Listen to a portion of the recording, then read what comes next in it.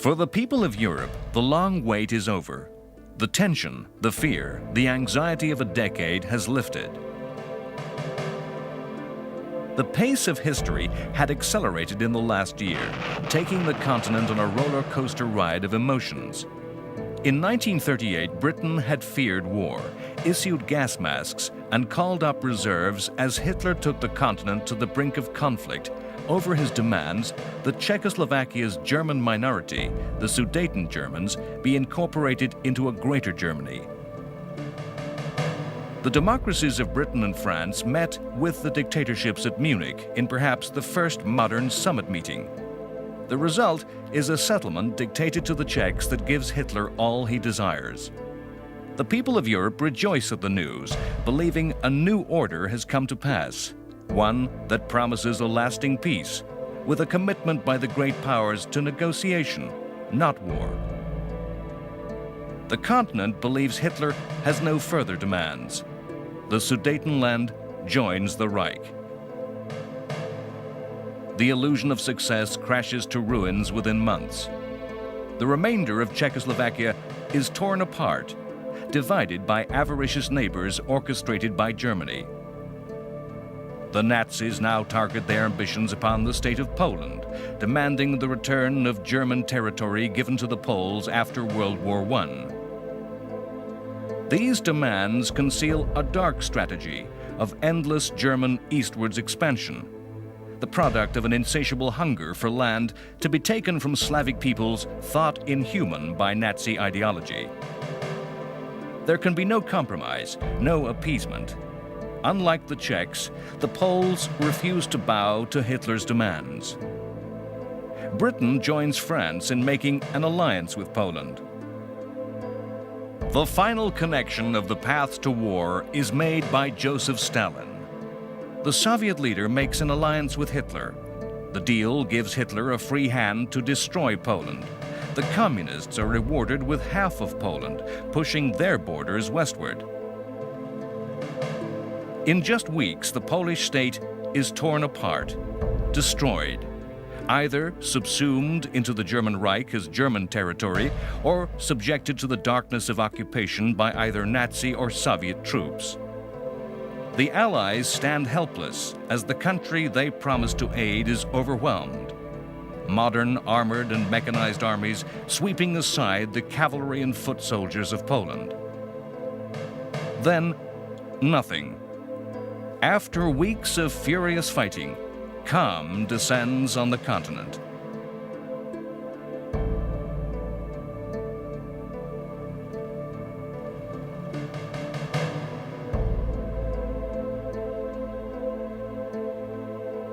The time that followed the destruction of Poland in just 5 weeks of frenetic activity came to be called the Phony War, the war that wasn't really happening. Now imagine me in the Maginot Line, sitting on a mine in the Maginot Line. Now it's turned out nice again, the army life is fine. The phrase was coined in the United States. Britain talked about the Boer War and the Twilight War. The French talked of La Drôle de Guerre. In Germany, they called it the Sitzkrieg.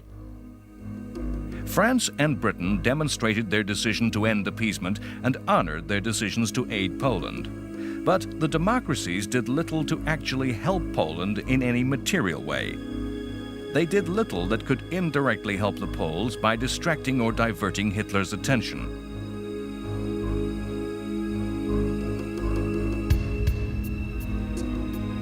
France's commander-in-chief, Gamelin, saw the war only in terms of defending France, repulsing a German attack. This mentality spread down throughout the French army. No attempt was made by France's heavy artillery to shell German industrial towns, which were well within range.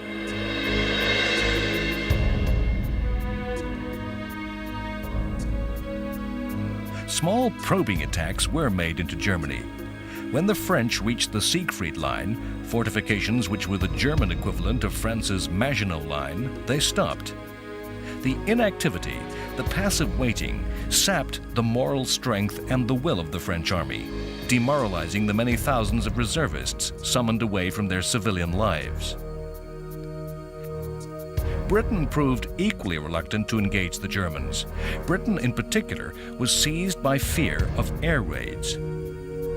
A proposal by the RAF to set alight the Black Forest was rejected, the bombing of German arms factories forbidden as an attack on private property.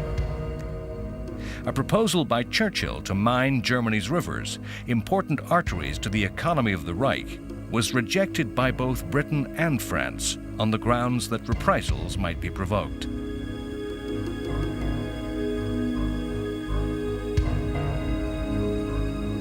The first death of a British soldier did not occur until December 1939. This was in severe contrast to World War I, when, in the same time, 50,000 British servicemen had died.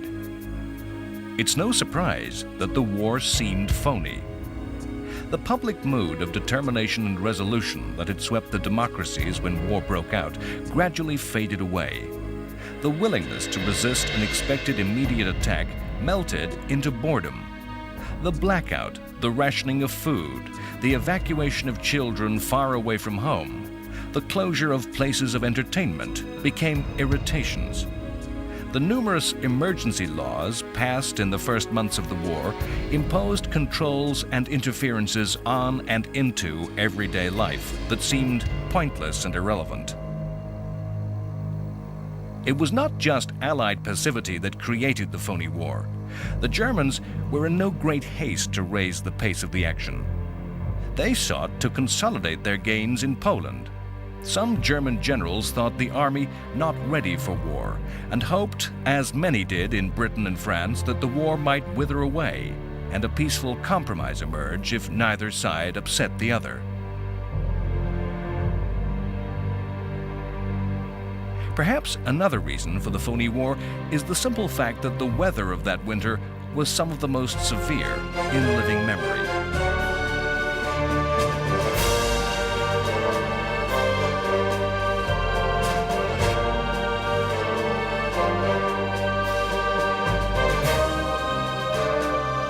It was only upon the oceans did the war seem real, not phony. Germany's naval strategy was to attack enemy ships wherever possible, using both surface raiders and U-boats. In the very last weeks of the peace, numerous surface ships had slipped out of German ports and disappeared into the expanse of the ocean. The entire U-boat fleet put out to sea and took up position in the Atlantic. As war broke out, immediate attacks began upon merchant shipping, with clashes between the naval forces. The anchorage of Scapa Flow in Britain's far northern Orkney Islands was used as a forward base by the British fleet in attempting to seal the North Sea. On the night of October 13th, a German U-boat daringly entered the anchorage and torpedoed the huge British battleship Royal Oak, which capsized with the loss of 833 British sailors.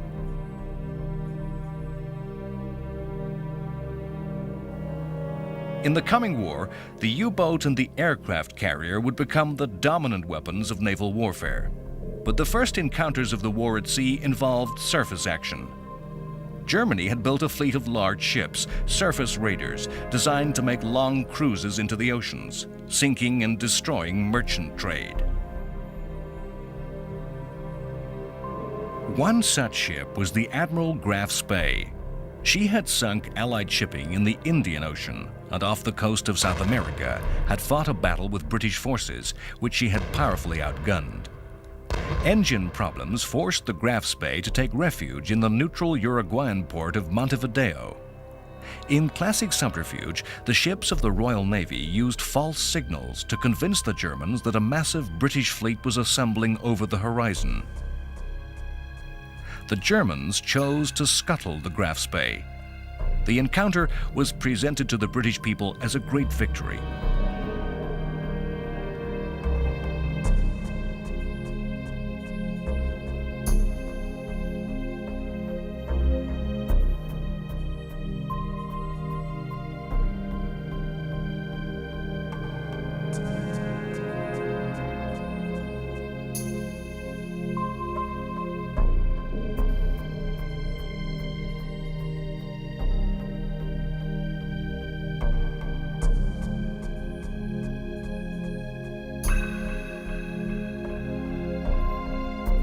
The Graf Spee had taken many British prisoners and transferred these to her supply ship, the Altmark.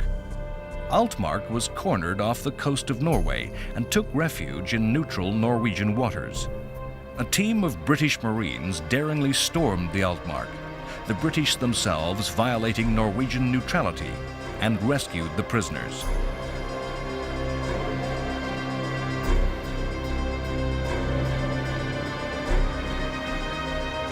Britain had learned some of the lessons of World War I and immediately introduced convoys against U-boat attack, resources restricting the extent to which escorts could be provided.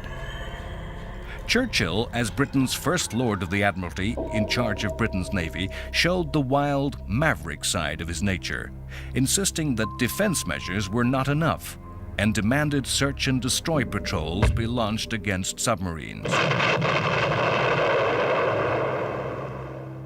This was against all advice that this was proven to be a poor way to deal with U-boats. Churchill rejected the advice of the admirals. The result was that the British aircraft carrier the Courageous was sunk, and another badly damaged.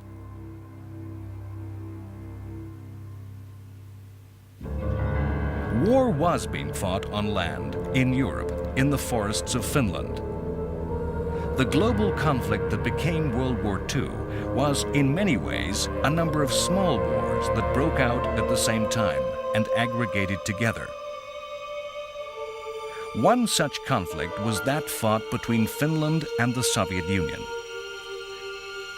The fighting that broke out at the end of November 1939 was the direct outcome of the Nazi-Soviet pact, in which Stalin demanded Finland become part of Russia's sphere of influence. The fighting was a result of Finland's rejection of Stalin's demands that their shared frontier be moved further into Finland and that Finnish islands be given to the Soviet Union. The Russians feared invasion and wanted to push their borders further west, as they had done in Poland.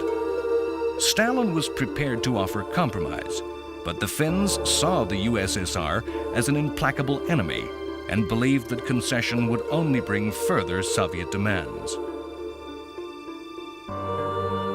Russian forces attacked across the whole length of the border. The Soviet Union mounted a full invasion of Finland. The Russian soldiers were told that Finnish workers would rise to welcome them as liberators from capitalism. The Finnish army was small and poorly equipped in nearly every aspect. However, its troops had been intensively trained to operate in their native forest terrain, to operate in the dense woods of summer and the depths of winter snows. What's more, the Finnish soldiers were motivated by a fierce and determined patriotism. The Russians outnumbered the Finns by more than 150%. Their imagined easy advance ended in stalemate. The Finns absorbed and repulsed repeated attacks, and the Russian superiority in air forces was negated by the short Arctic winter day and poor weather. The Russian tanks were negated by a simple improvised weapon, the Molotov cocktail, a bottle filled with gasoline and tar, which was thrown into tank engines, setting them on fire. The communist tactics were naive, separating their tanks from their infantry. The Russian armor was hunted down amongst the forests by Finnish infantry on skis. The Russians attempted to swamp the Finns by weight of numbers, using crude human wave mass attacks. The result was massacre by machine gun fire. Throughout the Finnish War and the early stages of the eventual conflict with Nazi Germany, Soviet forces would be severely weakened by the butchery of Soviet high command in Stalin's purges. The communist dictator destroyed the leadership of his army through a paranoid fear of plots and planned coup d'etat. Incredibly, the Russian forces had no white winter camouflage or winter survival skills and simply froze to death through the absence of winter clothing.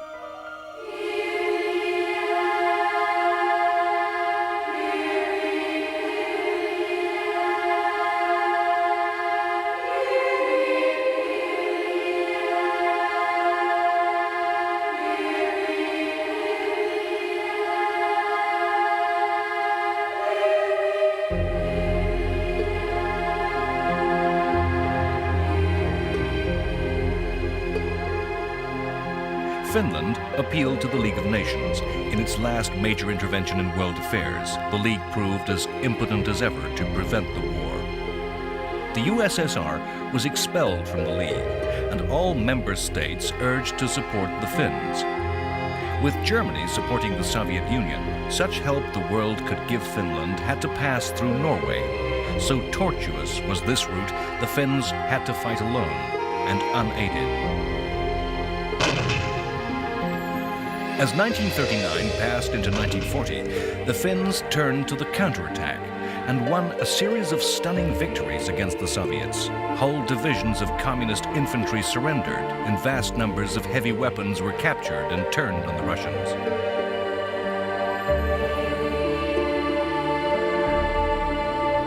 The Finnish successes brought the Russians to the negotiating table. They also made the Finns believe that ultimate victory was possible, and led them to push for a hard bargain with the Soviet Union.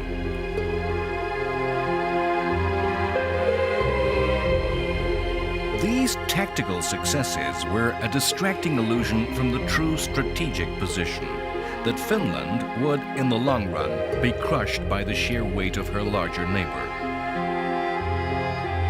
Finland was falsely encouraged by a British and French plan to aid Finland. In reality, this was a plan to seize neighboring neutral Sweden's iron ore deposits. The Finns judged that it was not a serious offer that Britain and France would really carry through. In the time being, as the negotiations persisted, the Soviet army reorganized and mounted new, heavier attacks. The Finnish army could take no more, and in the end crumbled. Early in March 1940, the Finns signed an armistice with the Soviets in Moscow. The USSR could have pushed on to total victory and occupied the whole of Finland, installing a puppet communist government. Yet they did not. They accepted territory, more than they originally demanded, but still leaving Finland's democratic institutions and the bulk of her territory intact. It may be that the Soviet Union wished to avoid war with Britain and France, and wished for freedom to negotiate in the new Europe. In fighting Finland, the Soviet Union lost more than 200,000 men to the Finns' 25,000. The Red Army lost credibility, and its final success was ignored by the world. The war drove Finland, a democratic nation, a natural ally of Britain and France, into the arms of Hitler. As soon as the peace between Russia and Finland was concluded, secret approaches were made by the Nazis, who saw Finland to be an ally in the coming final conflict, a war of destiny to destroy Soviet communism. Germany supplied Finland with new modern equipment, and the Finns rebuilt a modern army and planned for revenge against Russia.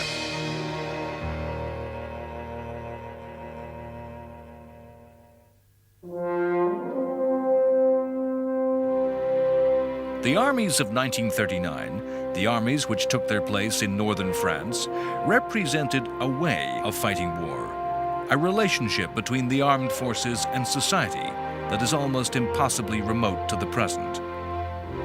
The British force that was slowly, unit by unit, being ferried across the Channel to the fields of northern France went under the title of the British Expeditionary Force. It went under the same name as that borne by the British Army in the First World War. The army resembled that of 1918 in more than just name.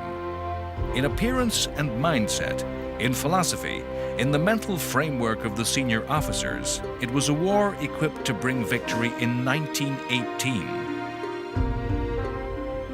It is a fact of military history that victorious armies prepare for their next war by anticipating an exact replica of the past. One of the first acts of the army was to prepare trench lines, constructing the defensive positions which had dominated the fighting 20 years before. Initially, in the month following the outbreak of war, the BEF comprised of little more than 150,000 men. It was placed along the Belgian border between two French armies and under the overall command of French generals. In addition, an expeditionary air force was created by the RAF. This had just under 10,000 men, with 12 squadrons of aircraft. This BEF was modern in that it was motorized.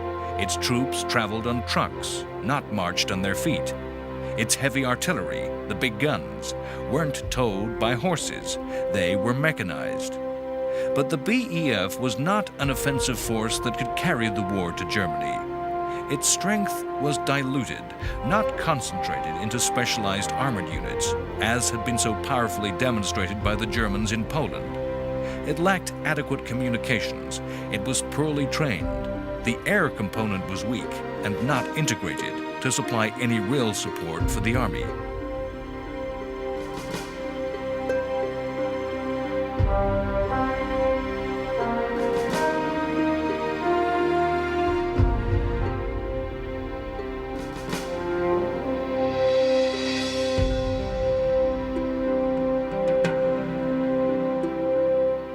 Through the winter, the BEF dug trenches, caught up on training, and waited to see what would happen.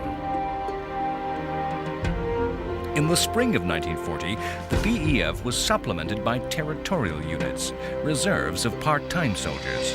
Its strength then began to approach 400,000, but nearly half of these troops were little more than labor, had little military value, and almost no equipment.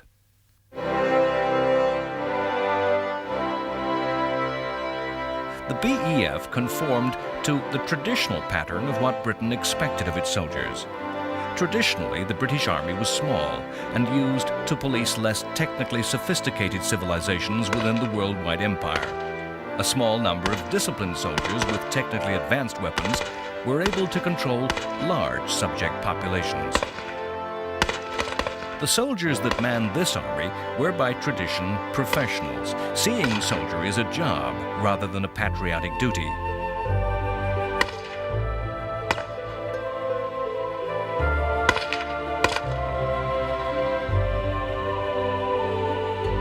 Tanks had been one of the most startling innovations of the First World War. They had developed from agricultural tractors as armored vehicles to cross the morass of no man's land into the hail of machine gun fire that had made conventional charges by infantry with bayonet and by cavalry with sword or lance bloody killing grounds. Tanks had played significant roles in the great victories of the British in 1918. But amidst the confusion of the war, to read the true potential of the weapon required a leap of imagination that was made difficult by the Allied victory.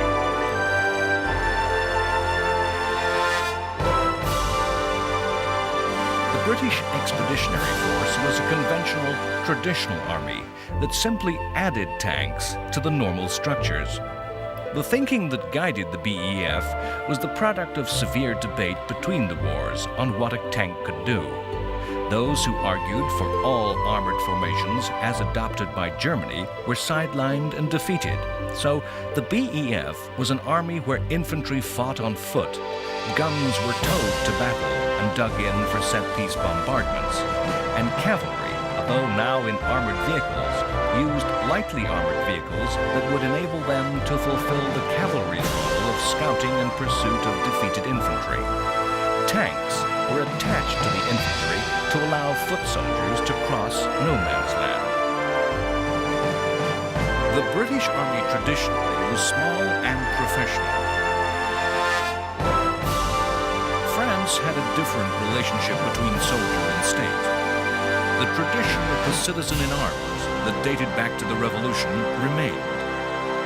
As a continental European power with borders with aggressive neighbors, France had traditionally maintained a large army based upon conscription, upon national service, upon the duty of the citizen to the state. Once again, in 1939, their army had been called up, reservists mobilized. It was a massive force of nearly 3 million that stood alongside the British Army. To create this vast army, France had relied on each generation of its young men passing through conscripted national service. The bulk of these vast numbers of reservists were placed in the uniform with just a single year's training, as much as 10 or 15 years previously. In terms of military thinking, the French had failed to learn the lessons of World War I, as had the British.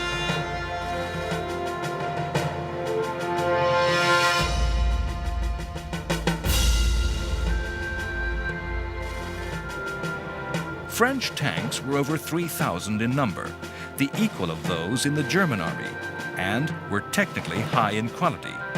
But they were designated to accompany infantry, not to act as an independent strike force. The army as a whole was poorly equipped. France was unable to bear the economic cost of supplying such a huge force with mechanized transport. Most of France's guns were towed by horses. They were still horse cavalry regiments. The infantry marched on foot into battle. Orders were sent by messenger, not by radio or field telephone. The nation which went to war was, however, confident of victory. Opinion polls of the citizens that were soon to wear uniforms showed that 75% of France supported military action against Hitler over Poland. Generals have always stressed the need for focused goals. In this, the French army was devoid of inspiration. Its only goal was to resist. France's army thought the lesson of World War I was that the defense held the upper hand in combat, that the machine gun, in entrenched positions, could defend against battalions. This had been the hard-learnt lesson of France's Western Front.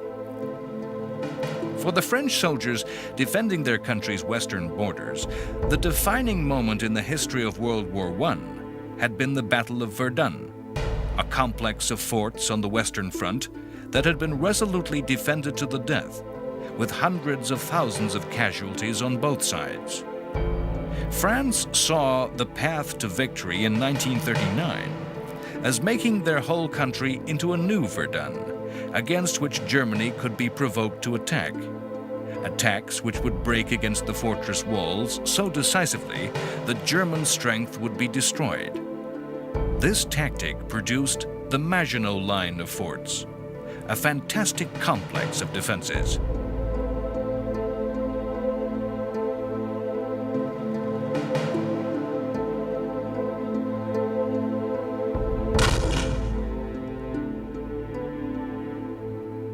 In the spring of 1940, the British Army also sent troops into these forts, and many of the fortifications which British soldiers hastily dug and reinforced were attempts to extend the Maginot Line towards the sea. Economy had ended the line at the Belgian border.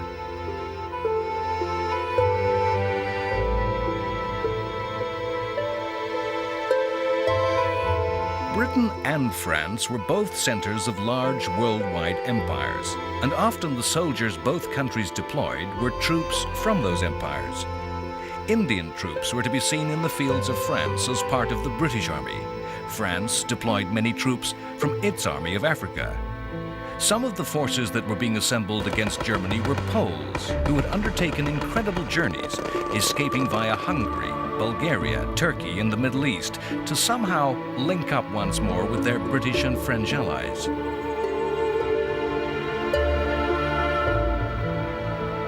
A definitive mission of the Phony War were the raids which the British and French air forces did mount against Germany. These were raids of leaflets.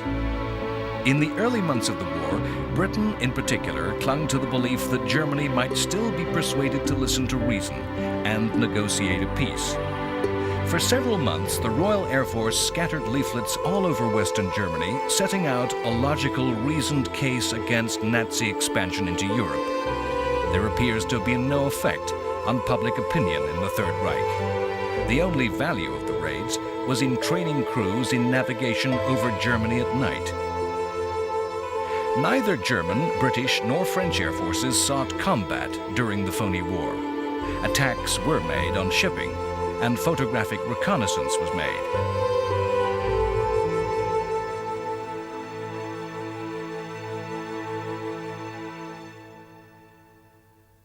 If, during the Phony War, the events on far distant oceans and peace on the supposed battlefields of Europe seemed remote and disconnected from the everyday experience of the population, so too must have seemed the far distant events of Asia. Few Europeans may have given much thought to the vicious war that was being fought in China by the army of the Empire of Japan.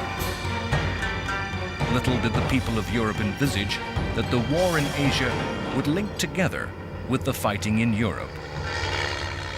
Japan was fighting to occupy and control the resources of China, a vast but weak and chaotic country.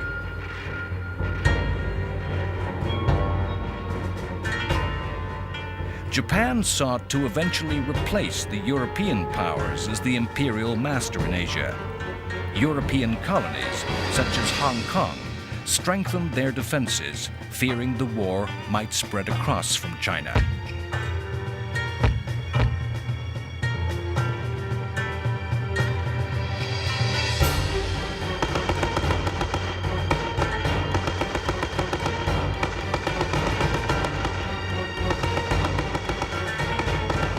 That war was itself a complex tangle of wars, a conflict within conflicts. China fought Japan, but within that war, two Chinas fought Japan. The nationalists, the official government of China, and the communists, the alternative government.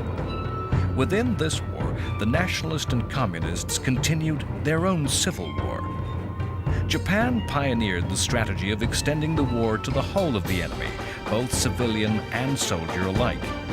A series of brutal campaigns from the air and the ground massacred innocent civilians to intimidate and cow the Chinese population.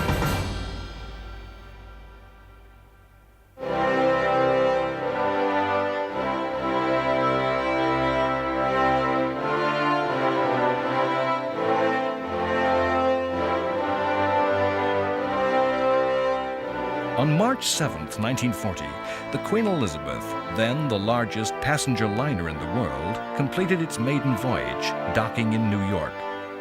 The liner had dashed across the Atlantic at top speed. The voyage was kept a total secret. The ship had traveled alone, without escort, relying on her high top speed to outrun any possible attack by Germany's U-boats. She was sent to New York to complete fitting out and escape attack by air raids. The enormous size of the liner and her high speed made her as potent a weapon of war as any battleship, delivering the resources of war in vast quantities. In the coming years, she and her sister liner, the Queen Mary, would make any number of high-speed journeys across the ocean, always alone, always in top secret.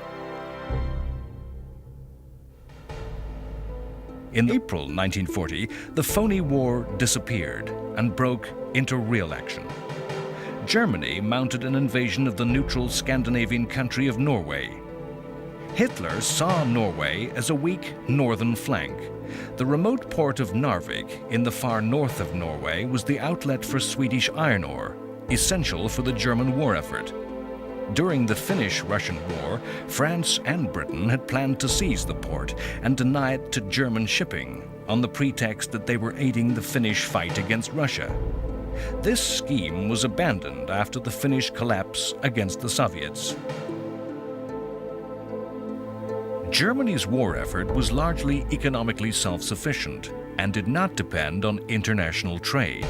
For those resources which Germany did not possess, rubber and oil, advanced technology had found exact substitutes which could be created from coal. One of the few materials which Germany needed to import for its armament industry was ore with which to produce the highest grade steels. These had to be obtained from Scandinavia, actually from the neutral country of Sweden, but via the equally neutral Norway.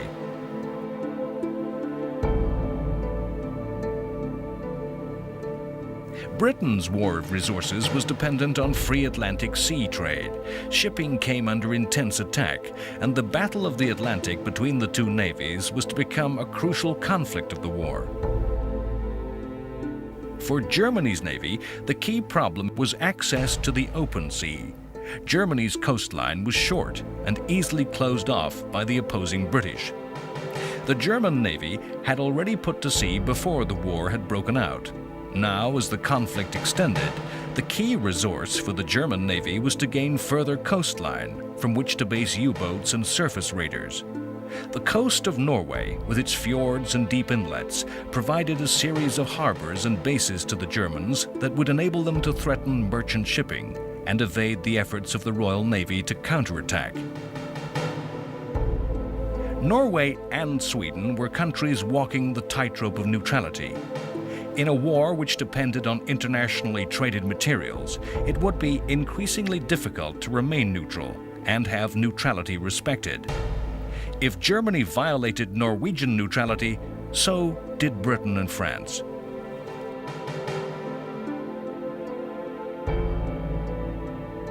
At the same time as the attack upon Norway, the Nazis turned against Denmark. Denmark had remained a neutral country in every European affair since 1815 and was accepted by all powers as part of Germany's backyard. Denmark was by nature pacifist in politics, with the military held in low regard. In 1940, the Danish army was just 14,000 strong, the Navy just 5 ships, the Air Force 50 planes.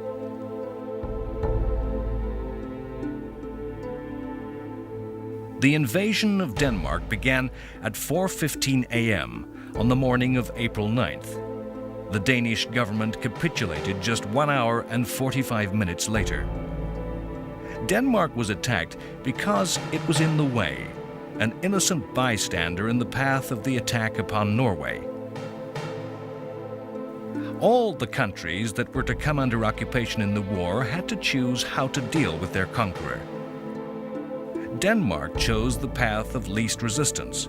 As a result of the capitulation, the Danish government retained power over Denmark's internal affairs. The price was what some call collaboration. Yet it was a policy supported by elections. For the Danish population, it was a recipe for survival.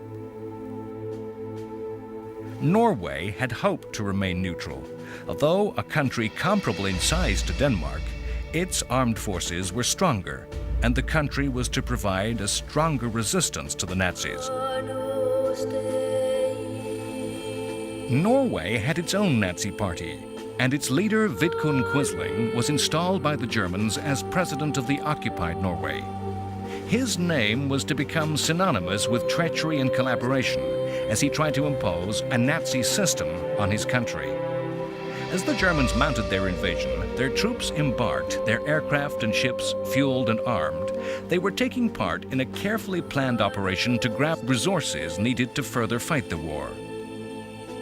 History conceals from us the confusion endured by both sides in 1940. If there is a lesson of military history, it's the way in which the most extensively planned operations simply do not turn out as planned. The fighting in Norway became caught up in just such confusion. As the German forces sailed up the coast, they encountered British forces, not a defense. They were involved in an offensive operation of their own. There had been intensive pressure in Britain to end the phony war, to do something. Britain and France had decided, unbeknownst to Germany, to lay mines in Norway's coastal waters. The aim was to force German shipping out from Norway's neutral waters into the open sea, where they could become victim to British destroyers and submarines. The mining operation ran into the German invasion. Hastily, the British revived the plan to occupy Norway. It was planned badly, poorly controlled, and from the first to last, an operation conducted in a climate of confusion. The action started badly. Units embarked on ships, got off their ships, were ordered back aboard, leaving behind their heavy artillery. An amphibious operation, it was planned by admirals and generals who so jealously kept their independence, they traveled on separate ships. The fighting was to be amongst the subarctic mountains and fjords of Norway, yet ordinary British infantry was pitted in combat against special mountain troops of Germany. Troops were sent without anti-aircraft units, only to be subjected to bear constant Stuka attack.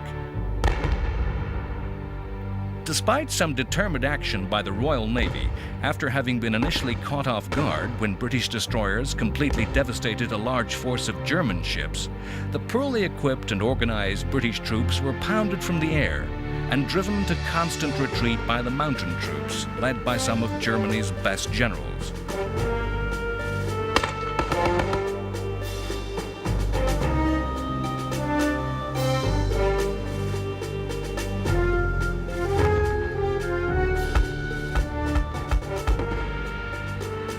After just 2 weeks of fighting, the Germans were in complete control of the south of Norway, and British and French troops were undertaking the first of what were to be a series of desperate evacuations by sea.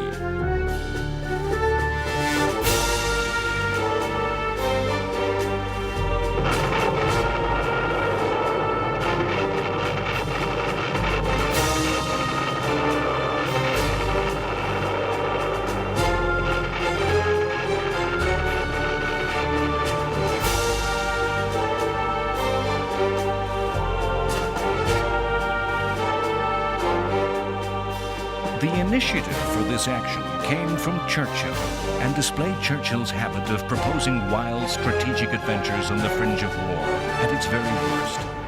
It was a habit which had caused his downfall once before.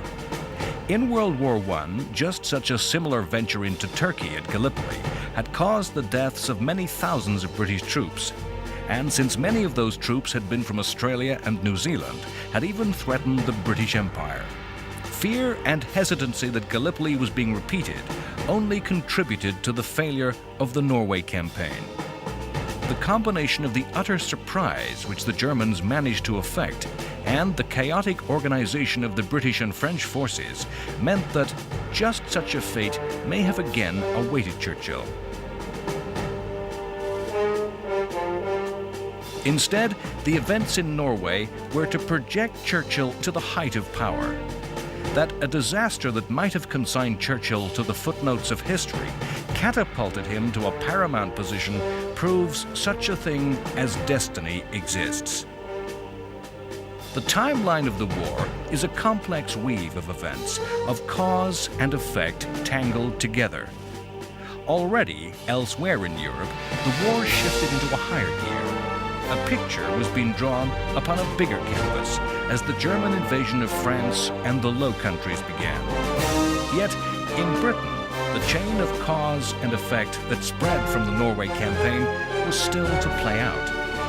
The government had been led by Neville Chamberlain. Chamberlain has earned an unfortunate place in history as the principal architect of appeasement, forever to be associated with the Munich Agreement that had consigned Czechoslovakia to oblivion, with promises reneged and trust betrayed. Chamberlain, in fact, only represented the views of nearly everyone in Britain and her ally France. Chamberlain's fault was to take Hitler at his word. He has compounded his fall in the eyes of history by a series of dramatic speeches that were all too quickly to be confounded by events, to the discredit of the man. On his return from Munich, describing a meeting with Hitler where the dictator had made a vague agreement never to go to war with Britain, Chamberlain had waved a single sheet of paper and famously promised peace in our time.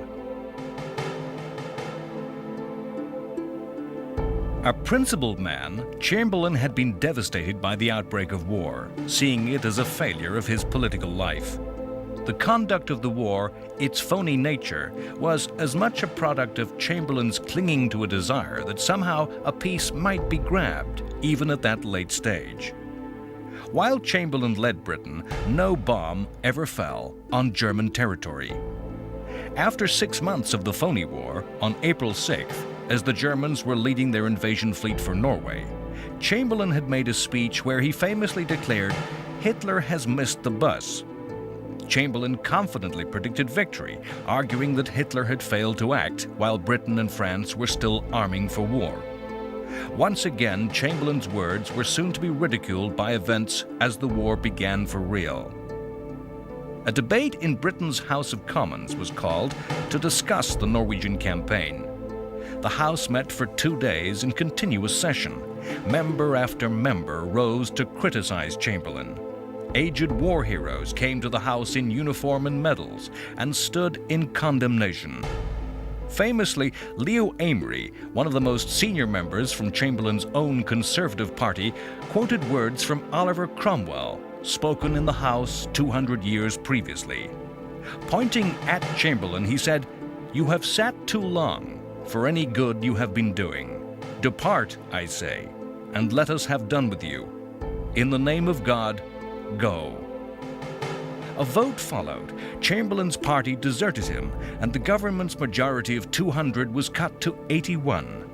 The result stunned Chamberlain, and, visibly shaken, he left the house with chants of "Go, go, go," resounding in the chamber. Chamberlain, in fact, did not relinquish power easily. He asked the opposition parties, principally the Labour Party, to join a coalition government. The Labour leader Attlee refused, saying Labour would only serve under a different Prime Minister. Chamberlain held a meeting with King George VI, Churchill, and the most senior minister, Lord Halifax, who was Britain's Foreign Secretary. Halifax was the choice of those in government to succeed Chamberlain. The King asked Halifax to form a government. Halifax declined. Uncharacteristically, Churchill achieved his life's ambition by remaining silent. Churchill was chosen because of his dissociation from the politics of appeasement. He alone, of politicians outside the central establishment of British politics, had an arsenal of political and strategic creativity, coupled with instinctive, innate, and powerful talent for the game of war. He himself later remarked on his taking office, "I thought I knew a great deal about it all, and I was sure I should not fail." As he became British Prime Minister, Churchill regarded himself as fulfilling a personal destiny. Churchill's rise to power was the last act of a course of events started by the fighting in Scandinavia.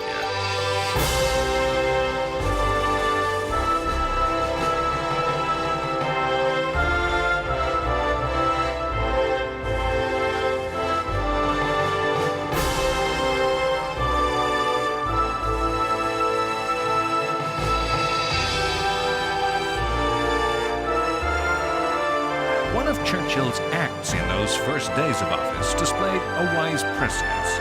Taking the advice of RAF officers, he forbade sending more units to France, reasoning they would be fighting a lost cause.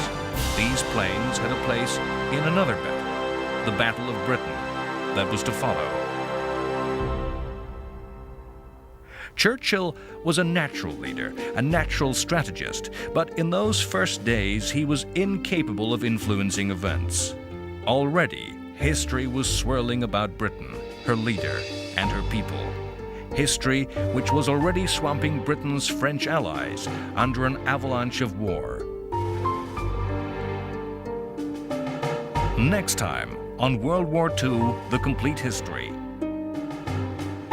The population of Europe comes to yearn for the years of the phony war, as all expectations of victory, all predictions of how things will be, are wiped away in weeks. As the German success in Poland is repeated and magnified by a new, ever greater blitzkrieg of armored war. The Maginot Line is bypassed, and the British and French armies are drawn into a simple German trap, cut off, surrounded, with their backs to the sea.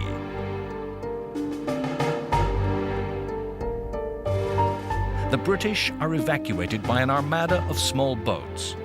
In the miracle of Dunkirk, the army is saved to fight again. The Germans swing south and destroy France. The ancient dominant power of Europe is defeated in weeks and forced into humiliation of surrender by a vengeful Germany. A weary and defeated France descends into a hell of occupation and the shame of collaboration.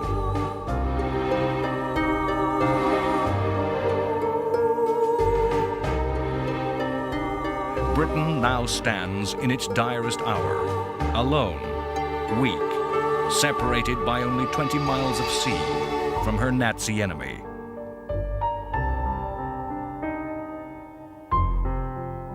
The people of Britain experienced the terror, the fear that other European powers have endured, the fear of invasion, of subversion, of occupation. Invasion and attack is expected. Every desperate reserve of improvised defense is deployed. Hitler offers peace once more. The reply from Churchill is of pure defiance. To fight on the beaches, to fight on the streets, to never surrender.